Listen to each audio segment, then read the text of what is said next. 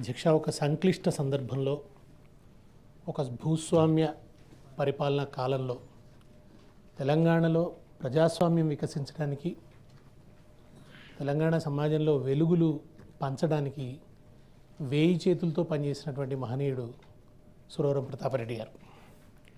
చిరస్మరణీయమైన వారి కృషికి నివాళిగా తెలుగు యూనివర్సిటీకి వారి పేరును పెడుతూ ఈరోజు ప్రవేశపెట్టిన ఈ సవరణ బిల్లును నేను బీఆర్ఎస్ పార్టీ పక్షాన వ్యక్తిగతంగా ఒక సాహిత్య సాంస్కృతిక కార్యకర్తగా నేను దీన్ని సాదరంగా స్వాగతిస్తున్నాను. సంపూర్ణమైన సమ్మతిని వ్యక్తం చేస్తున్నాను.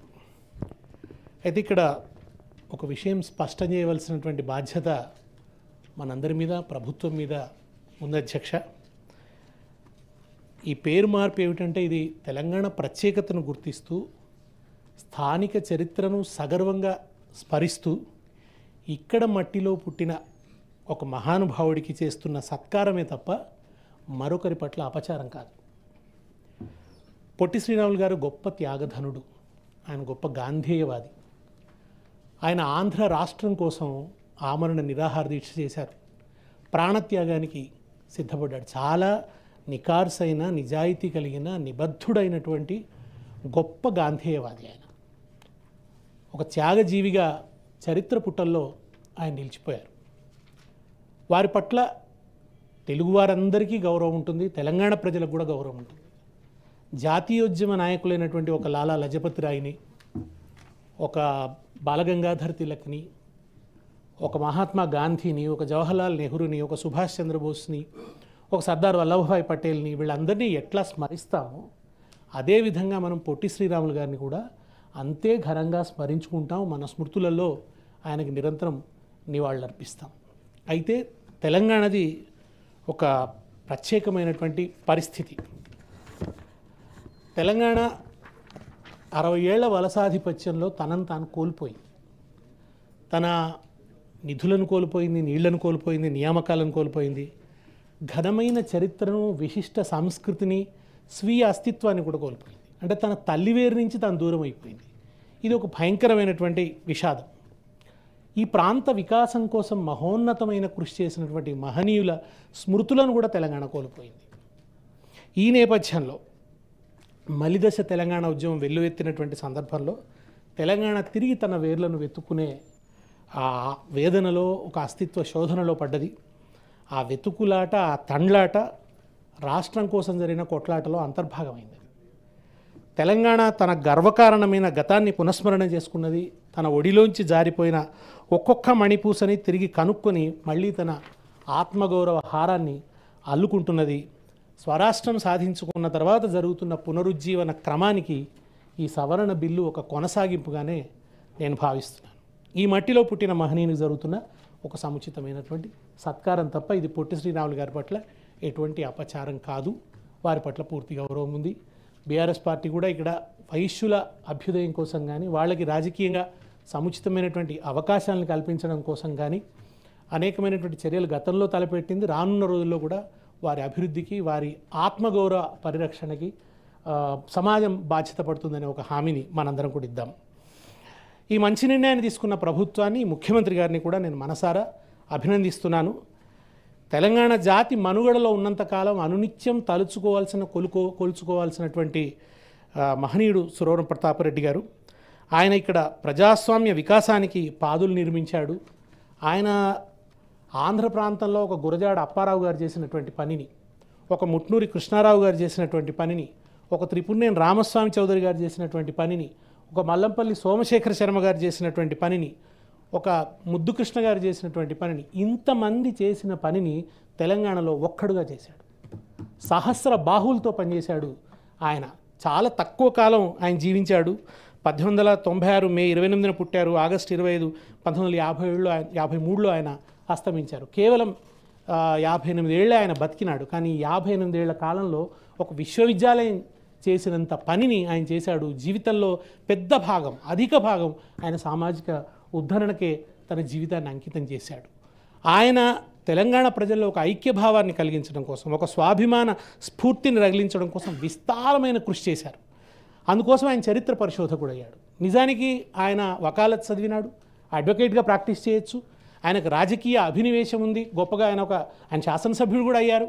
కానీ వీటన్నిటికీ మించి ఆయన సాహిత్య కర్తవ్యాల్ని, చరిత్ర పరిశోధన కర్తవ్యాలను కూడా తలకెత్తుకున్నాడు. ఎందుకంటే అది తెలంగాణకు సంబంధించిన ఒక ప్రత్యేకమైనటువంటి పరిస్థితి. రాజకీయ కర్తవ్యాలు, సామాజిక కర్తవ్యాలు, సాంస్కృతిక కర్తవ్యాలు విడివిడిగా లేనటువంటి పరిస్థితి. వాటన్నిటినీ ఒకరే చేయాల్సినటువంటి ఒక ప్రత్యేకమైనటువంటి అగత్యం, అవసరం, అనివార్యత ఆ రోజు ఉండడం వల్ల ఆ చారిత్రక బాధ్యతని ఆయన తలకెత్తుకున్నాడు. సామాజిక ఉద్యమకారుడై సంఘటితపరిచాడు, కుల వివక్షకు వ్యతిరేకంగా పనిచేశాడు, తర్వాత బాల్య వివాహాలకు వ్యతిరేకంగా పనిచేశాడు. ఆయన గ్రంథాలయ ఉద్యమంలో పనిచేసినాడు. ఆంధ్ర మహాసభ ఇంతకుముందు మంత్రి గారు ప్రస్తావించారు, ప్రథమాంధ్ర మహాసభ అధ్యక్షుడిగా ఉన్నాడు. భాగ్యరెడ్డి వర్మ గారు అనేటువంటి ఒక గొప్ప సంస్కర్త, ఒక దళిత జనోద్ధరణకు పాటుపడుతున్న వ్యక్తి, ఆది హిందూ సమాజాన్ని నెలకొల్పిన వ్యక్తి.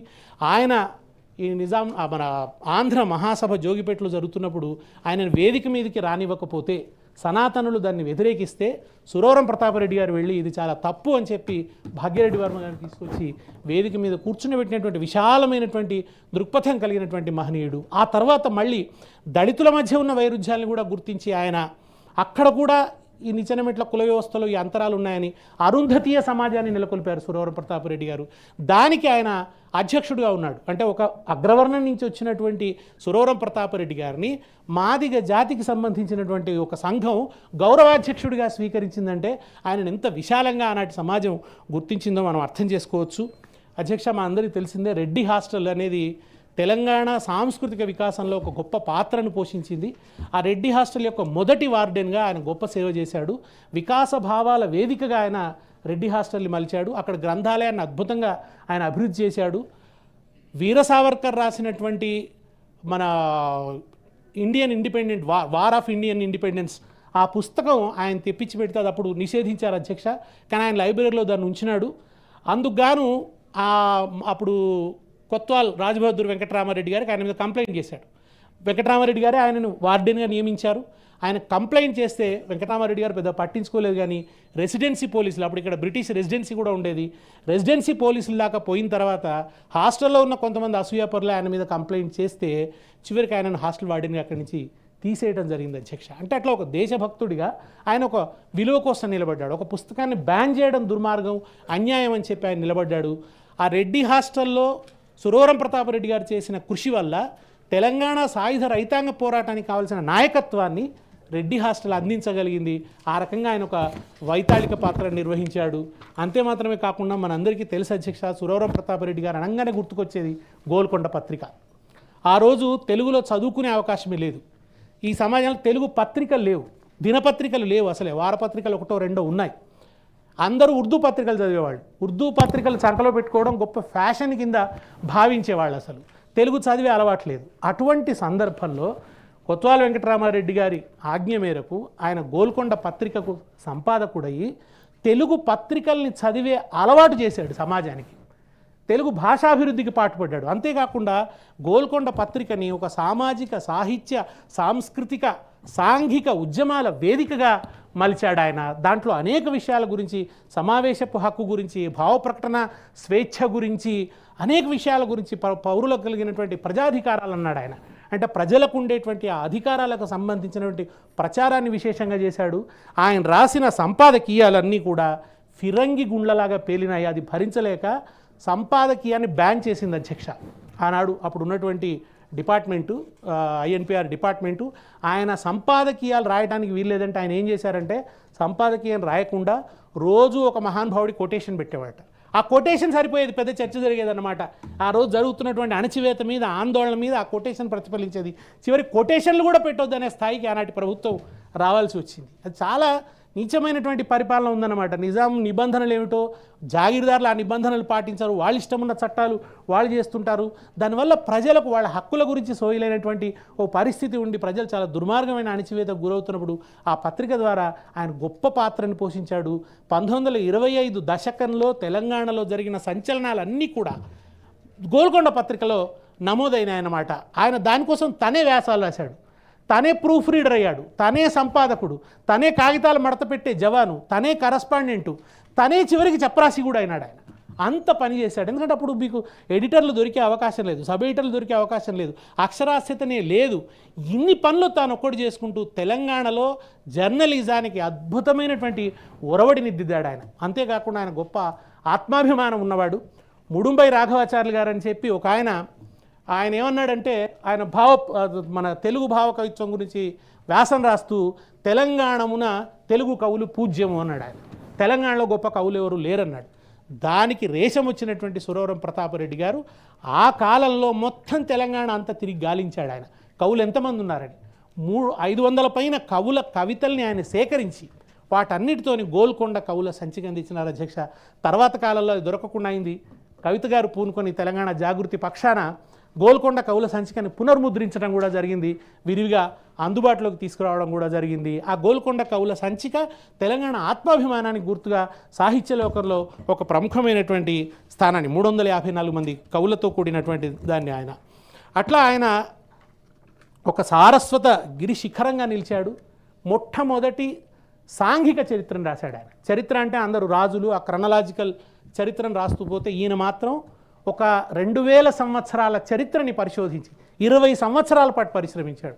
20 సంవత్సరాలు పరిశ్రమించి పురాణాలు, కావ్యాలు, పురావస్తు ఆధారాలు వీటన్నిటినీ దాన్ని ఆయన ఆధారంగా తీసుకొని ఒకనాటి 2000 సంవత్సరాల ప్రాచీన సమాజంలో కట్టుబాట్లు ఎట్లా ఉండేవి, ఆచారాలు ఎట్లా ఉండేవి, వ్యవహారాలు ఎట్లా ఉండేవి, సాంప్రదాయాలు ఎట్లా ఉండేది, ఆహారం ఎట్లా ఉండేది, ఆహార్యం ఎట్లా ఉండేది, ప్రజల అనుబంధాలు ఎట్లా ఉండేవి, మానవ సంబంధాలు ఎట్లా ఉండేవి, కులం ఎట్లా ఉండేది, సామాజిక నిర్మాణాలు ఎట్లా, ఇవన్నీ రికార్డ్ చేసి ఒక సాంఘిక జీవన చరిత్రను రాసి ఆయన ఒక ఒరవడి దిద్దాడు అధ్యక్ష. చరిత్ర ఎట్లా రాయాలన్న దానికి ఆయన ఒక ఒరవడిని దిద్దాడు. ఏ కోణంలోంచి చూసినా కూడా ఆయన చాలా అద్భుతమైనటువంటి కృషిని ఆయన చేసినాడు. ఆయన హిందువుల పండుగలను ఒక పుస్తకం రాశాడు అధ్యక్ష. ఎందుకు రాయవలసి వచ్చినప్పుడు రావణుని జయించినందుకని చెప్పారు, కొందరేమో అర్జునుడు శమీ వృక్షం మించి ఆ ఆయుధాలు తీసుకొని వచ్చి ఉత్తర గోగ్రహణలో జయించినందుకంటే అప్పుడు మీకే తెలియదా మీ పండుగల కారణాలు అన్నట్ట. తలా ఒక రకంగా చెప్తున్నారని నిజాం రాజు అని అంటే కొత్వాల్ వెంకటరామరెడ్డి గారు వచ్చి సురవరం గారికి చెప్తే ఆయన పూనుకొని ఏ పండుగ వెనక ఉన్న నేపథ్యం ఏమిటి అన్నదాన్ని ఆయన చాలా విపులంగా పరిశోధించి ఒక అద్భుతమైన పుస్తకాన్ని రాశాడు. హోలీ పండుగను హోలిక అనే ఒక ధాన్యం వచ్చిన సందర్భంగా చేసుకుంటారని ఆయన చారిత్రకంగా నిరూపించాడు అధ్యక్ష. అట్లా దాని వెనుక ఉన్నటువంటి ఒక సామాజిక చరిత్రను అంతా కూడా ఆయన రికార్డ్ చేసేటువంటి పని చేశాడు. మనకు గ్రీసులో 300 యోధుల గురించి చెప్పుకుంటాం. మన ధర్మన్ పోలో అనే చోట ఒక ఇరుకు కనుమలో వాళ్ళు పర్షియన్ రాజులతో ఒక సాహసోపేతమైనటువంటి పోరాటం చేశారు. అటువంటి పోరాటాలు మన దేశంలో ఎన్నో జరిగినాయి, కానీ అవి రికార్డు కాలేదని చెప్పి ఆయన హైందవ ధర్మ పోలీలు అని చెప్పి ఒక పుస్తకాన్ని రాశాడు. యువజన విజ్ఞానం అని ఒక పుస్తకం రాశాడు. ప్రాథమిక సత్వములు అని ప్రజలకు సంబంధించిన పౌర హక్కుల అవగాహన కోసం ప్రాథమిక సత్వములు అనేటువంటి ఒక పుస్తకాన్ని రాశాడు. అసలు ఎటువైపు నుంచి చూసినా అంటే 7 నిలువుల ఎత్తు ఎదిగి ఏ మూల నుంచి చూసినా కూడా ఆయన కృషి కనిపిస్తుంటుంది. తెలంగాణ సమాజానికి ఆయన అంత కృషి చేశాడు. అనేక సామాజిక ఉద్యమాలకు ఊపిరిదాడు. ఆంధ్ర సారస్వత పరిషత్తు, విజ్ఞాన చంద్రికా గ్రంథ మండలి, గ్రంథాలయోద్యమానికి కూడా ఆయన ఎంతో కృషి చేశాడు. ఒకసారి వరంగల్లో కవి సమ్మేళనం పెడితే ఆ కవి సమ్మేళనానికి సంబంధించిన పందిళ్లను రజాకారులు తగులబెడితే ఆ బూడిద కుప్పల మీద నిలబడి కవి సమ్మేళనాన్ని నడిపించారు సురవరం ప్రతాపరెడ్డి గారు. కింద కాళ్ళు కాలుతూనే ఆ బూడిద కుప్పల మీద దాశరథి గారు పద్యాలు చదివారు, సురవరం ప్రతాపరెడ్డి గారు దాన్ని నడిపించారు. ఆయన శాసనసభ్యుడిగా కూడా గొప్ప సేవను చేశాడు. కానీ ఆయన విద్యాశాఖ మంత్రి కావాల్సి ఉండే, ఆనాటి రాజకీయాల వల్ల ఆయన విద్యాశాఖ మంత్రి కాలేకపోయారు. ఆయన కనుక విద్యాశాఖ మంత్రి అయి ఉంటే డెఫినెట్గా కూడా తెలంగాణ విద్యా వికాసం ఇంకొక రకంగా ఉండేది. కనుక ఇన్ని కోణాల్లోంచి కృషి చేశాడు ఆయన. ఆయన చేసిన పని ఎటువంటిదంటే రహదారుల మీద రథచక్రాలను పరిగెత్తించడం కాదు అధ్యక్ష. ఒక దుర్గమారణ్యంలో ఆ చదును చేసి ఆ అరణ్యాన్ని బాటలు నిర్మించడం అనేది ఎంత కష్టసాధ్యమైన పనో అటువంటి కష్టసాధ్యమైన పనిని ఒక సంక్లిష్ట సందర్భంలో భూస్వామ్య పరిపాలన, దుర్మార్గమైనటువంటి నియంతృత్వం అమలవుతున్నటువంటి దశలో ఆయన ఈ పనిని చేశాడు. కనుక ఇన్ని కోణాల్లోంచి ఇంత గొప్ప కృషి చేసినటువంటి ఆ మహానుభావుడిని తెలంగాణ తలుచుకోవాలి, కొలుచుకోవాలి, తలకెత్తుకోవాలి. మన ప్రాతస్మరణీయుడైన, చిరస్మరణీయుడైన ఆయన పేరుని ఈ యూనివర్సిటీకి పెట్టడం చాలా సముచితం. ఎందుకంటే ఆయన తెలుగు భాషా వికాసం కోసం అంత కృషి చేసినప్పుడు ఆయన తప్ప ఇంకెవరి పేరు కూడా తెలుగు యూనివర్సిటీకి సరిపోదు అధ్యక్ష. అట్లానే ఎందుకంటే అది నిన్నటి వరకు 10th షెడ్యూల్లో ఉంది కనుక దాని పేరు మార్చుకునే అవకాశం మనకు లేదు. ఇప్పుడు ఆ అవకాశం వచ్చింది కనుక ఆంధ్ర ప్రాంతంలో ఉన్న యూనివర్సిటీ ఎట్లాగూ పొట్టి శ్రీరాములు గారి పేరు మీదే కొనసాగుతున్నది కనుక దీనికి పొట్టి శ్రీరాములు పట్ల కూడా ఇది ఎటువంటి అపచారం చేసినట్టు కాదు. అయితే కొంత ఒక ప్రశ్న తలెత్తుతున్నది. మరి మీరు ఫలానా సామాజిక వర్గంకి సంబంధించినవి అయితే మీరు చేస్తున్నారు, కానీ మరి ఇంకొక సామాజిక వర్గానికి సంబంధించినవి అయితే వాళ్ళు తెలంగాణ పట్ల చాలా అన్యాయంగా ప్రవర్తించిన వాళ్ళు ఉన్నారు, తెలంగాణ ప్రజల నెత్తురుకాళ్ళ చూసిన వాళ్ళు ఉన్నారు, 369 మంది బిడ్డలు చంపినటువంటి వాళ్ళు ఉన్నారు. మరి వాళ్ళ పేర్లు కూడా మార్చరా అనే ప్రశ్నలు కూడా తలెత్తుతున్నాయి. వీటన్నిటికీ కూడా ఒక జవాబును వెతుక్కోవాల్సినటువంటి అవసరం ఉంది. తెలంగాణకు సంబంధించినటువంటి ఆ ఒక సాంస్కృతిక చిహ్నాలన్నింటినీ కూడా మనం పునరుద్ధరించుకోవాల్సినటువంటి అవసరం ఉంది. ఈ సాంస్కృతిక పునరుజ్జీవన క్రమాన్ని ముందుకు తీసుకోవాల్సినటువంటి అవసరం ఉంది. ఈ సవరణ బిల్లును ఆమోదిస్తూ దీన్ని తీసుకొచ్చినటువంటి ప్రభుత్వాన్ని, ముఖ్యమంత్రి గారిని మనసారా అభినందిస్తున్నాను. నమస్కారం.